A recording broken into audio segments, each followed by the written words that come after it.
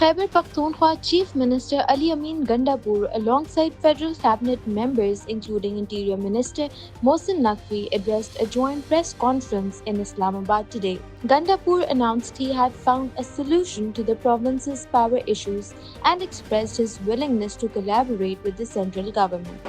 उस हवाले से लोड शेडिंग का जो इशू है उसके ऊपर आवाम का एक मसला बन जाता है और फिर उससे एक लॉ एंड ऑर्डर का मसला भी बनता है जिसमें इंटीरियर मिनिस्ट्री का भी एक फिर रोल आ जाता है। तो मिल बैठ के हमने इस पर बात की है और हमने ये इंश्योर किया है कि हमारा जो सिस्टम के अंदर जो ऐसे लॉसेज हैं, ऐसी कमियां हैं कि जो पाकिस्तान को नुकसान दे रही हैं, तो उस पर हम अपना किरदार अदा करेंगे और इस तरह के एरियर्स हैं इंशाल्लाह वो भी हम अदा करेंगे और जो लॉसेज की जो वजूहत हैं उनके ऊपर मिल के काम होगा। जो हमारी तरफ हमारे पार्ट पे काम है, सूबे के पार्ट पे, उस पर हम अपना काम करेंगे। अपने हमारे जो मेंबर पार्लियामेंटेरियंस हैं, हमारे लोकल गवर्नमेंट के रेप्स हैं, हमारी आवाम है, एक हम पूरी एक कम्युनिटी के साथ मिल के एक ड्राइव शुरू करेंगे। In other news, security forces conducted two separate operations in KPK, resulting in the deaths of 17 terrorists and injuries to two others, according to the military's media wing. The Inter-Services Public Relations reported that in Tang district, troops killed 10 terrorists, while in Bagh, Khyber district, 7 terrorists were killed and 2 injured. The military emphasized its ongoing determination to eradicate terrorism, noting that sanitization operations are underway to clear any remaining threats. In a separate operation on Sunday in Peshawar's Hassan Khail area, 5 terrorists were killed and 3 injured.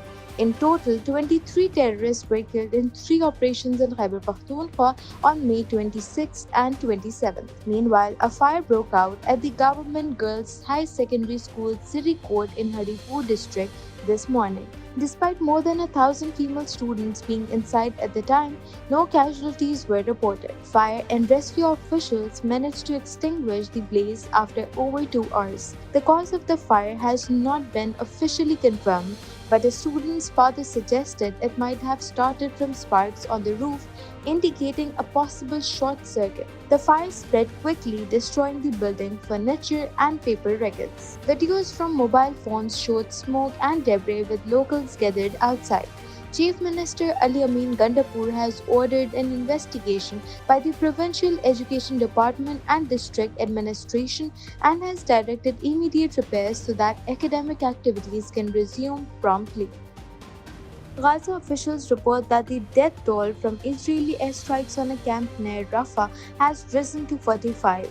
The enclave's health ministry stated that the victims include 23 women, children, and elderly people, with 249 others wounded. Witnesses said at least 8 missiles struck the camp, a designated safe zone, on Sunday night around 8:45 p.m. local time. Many victims were reportedly burned alive inside their tents. The strikes followed Hamas's rocket attack on Tel Aviv, with Israel claiming the rockets were launched from Rafah. The Israeli military stated that it targeted a Hamas compound with precise ammunition, killing Hamas's chief of staff for the West Bank and another senior official. The military acknowledged reports of civilian casualties and said the incident is under review. A massive fire ensued, which Palestinian civil defense teams extinguished in about 45 minutes. The International Committee of the Red Cross reported an influx of casualties at its field hospital in Rafah. Doctors Without Borders reported dozens of wounded and over 15 dead brought to their supported facility, calling for an immediate ceasefire.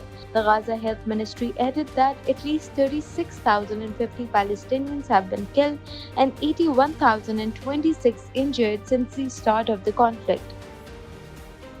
A couple has been found alive 3 days after a deadly landslide hit Papua New Guinea, where more than 2,000 people may be buried. Rescue efforts are hampered by unstable rubble and limited access.